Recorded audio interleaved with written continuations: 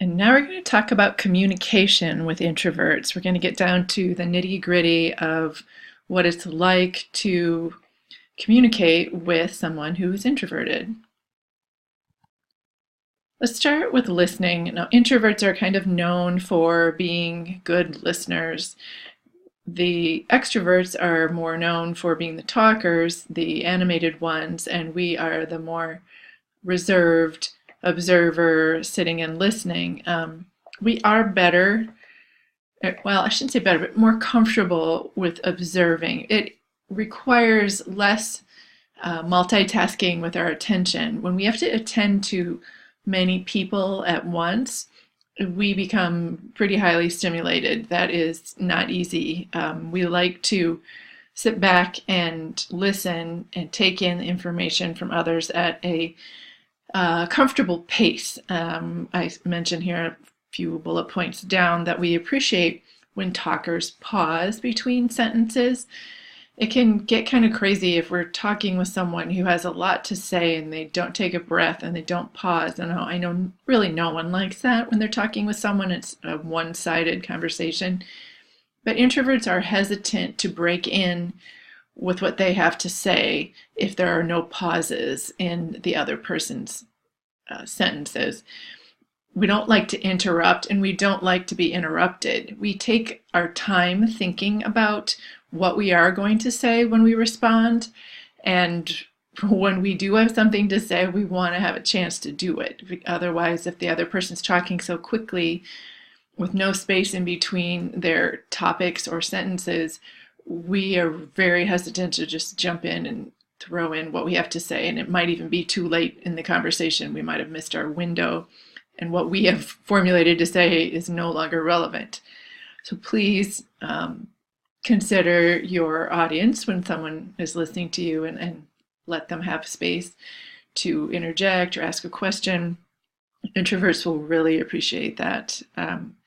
Like I said, we need time to think before we respond. And as we mentioned in the previous lecture, introverts, based on studies that have been done, tend to get to meatier subjects, even talking about problems or things going on in their lives. They will do more advising when in a discussion or a conversation. This is part of our listening skills, but it's kind of unique to introverts. And what that has done is when we do give that opening for people to talk about maybe a little more personal subjects or problems or issues they're having, then they feel safer with us and they like to talk about serious subjects because we have let them know they don't have to be completely lighthearted and fun and the entertainer when they talk to us. They can actually let down their guard and talk about something that's bothering them, an issue they're having at home, just something, and we'll listen and we will try to advise. Not everyone is an advisor, but we're okay with talking about those meatier subjects that are serious, and not everyone is 100% comfortable doing that, but we tend to go in that direction a little bit more than extroverts. We appreciate when talkers pause. We still want to talk, like I said, so we don't want to be listeners all the time. We do want to have our say and get our feelings, our thoughts expressed, but we will be pretty hesitant to interrupt. That's kind of a big effort. It feels high energy to break into someone's wording and throw in our thoughts. That is kind of bold for us, and it takes a little bit of courage plus energy, so we're loath to do it. We may talk a lot though when we are with our safe people. I put that in quotes, but people that we really trust and are very comfortable with, who know us well. And when we have something to talk about or share that's important to us or that we value, we may never stop talking. We can go on and on and on. I know when I'm talking about relationships, when I'm asking other people about what's going on with their relationship, I could talk forever and I'm not quiet. I might be quiet sometimes because I want to listen to hear their answers to my questions, but I will have lots of questions.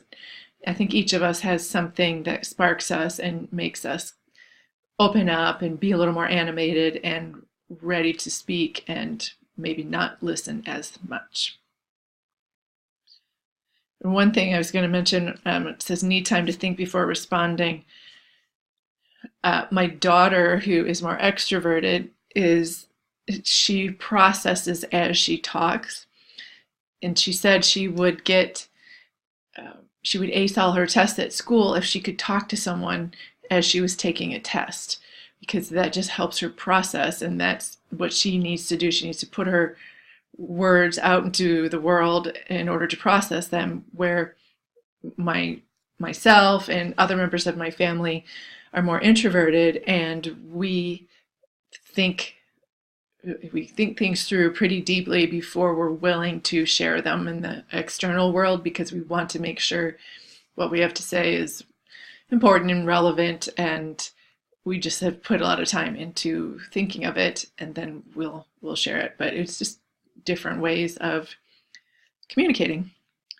And the reason I brought this up is because it can be difficult as introverts to be thinking and deciding what to say when your partner, who is talking as they think, is talking out loud. It kind of makes it difficult to process and come up with our own ideas and things to say when someone else keeps talking. And this has been a little bit of aggravation in our family in the past, with my daughter speaking, out loud as she's thinking, and the rest of us are processing and trying to think within our own heads and figuring out what to say.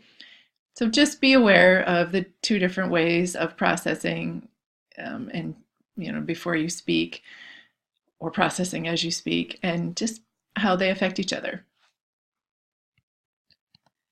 I want to talk about phones a little bit. This always comes up with my coaching clients if they're in a relationship, particularly if I'm working with a more extroverted person who is dating a more introverted person.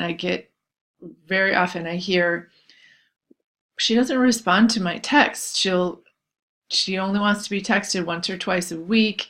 When I text her, it could take her a day or two to respond, or this could be a he or she in the response issue.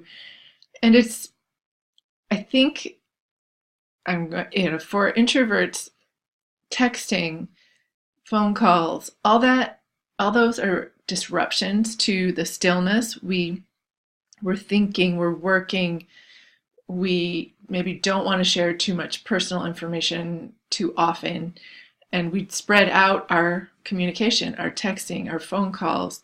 It feels more comfortable. It's not as stimulating. But speaking personally for myself, if I don't respond to a text within 20 minutes or so of receiving it, that bothers me too. So that is stimulating as well. So texting, although the majority of introverts prefer it to phone calls, because phone calls require that spontaneous conversation without a lot of time to think and without even seeing the person and processing facial expressions, body language, and everything. So texting is preferable, but it's still an interruption. And I feel a text is almost more urgent than a phone call. I can let a phone call go to voicemail and return it at my leisure. But texting, like I said, I feel like I have to return it as soon as possible, or I'm not doing proper etiquette, phone etiquette. So just think about that. Introverts, like I said, often don't like phone conversations. It disrupts the stillness. If you are in a relationship with someone who is more introverted and you find that they are not responding very, I would say, courteously to your communications, consider how frequently you are contacting your partner, and if you think that is a comfortable pace or frequency for them. But I do say being an introvert is not an excuse to be rude. we do need to follow up with our loved ones if they are contacting us through our phones, and we can't just let days go by and assume it's all good. We do need to be responsive. That's a big part of having a secure relationship. So being an introvert is not an excuse to be rude. It is important to talk to your partner if you're an introvert, to tell them that maybe 5 to 8 texts a day is too much for you. It's disruptive to your work, your thought processes. You want to be in contact with your loved one, but you don't want to feel obligated, a bunch of times throughout the day to respond to something that might not be too important. Just be discerning with your texts and your phone calls if you are the one in the relationship who is participating in those or initiating those more often than your partner. Now, the story goes that introverts love writing. They are more comfortable with it, and it is their mode of communication of choice. And I would agree with that in most cases, and of course not all. Like I said, everything's on a continuum with introversion and extroversion, and the way we communicate and the way we socialize and everything. But writing is a great method of communicating because it allows us to formulate exactly what we want to say and then put it into words. It takes what's going on in our internal world and lets us put it out into the external world in a subtle, not too boisterous way. It lets us share, but not say, look at me, look at me. It's very, like I said, subtle and feels more comfortable for an introvert.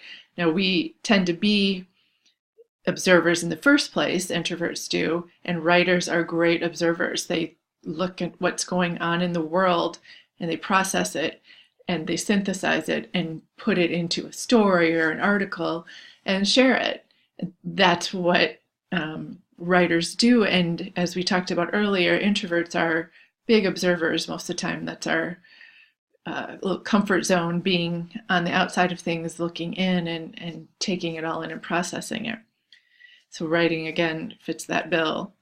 And we withdraw to write because it is such a delicate process of taking all the information and stimulation that we have gathered from the outside world and letting those ideas and concepts and images bump around with each other in our minds and make associations and create new ideas and create something that we want to put in writing to share. But like I said, that's a very delicate process. It doesn't lend itself to interruptions. So often writers need space and time to themselves to get their work done. And that's a difficult thing for partners to understand. I think if you look at most creative endeavors, it does require an element of space and quiet to process and to put into, to transform into something, an end product that you can share. And writing is definitely, a creative process.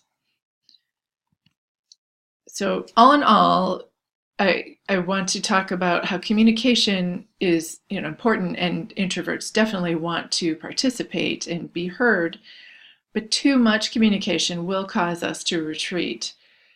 We don't want, 20 texts a day. We don't want to be interrupted when we're writing or working.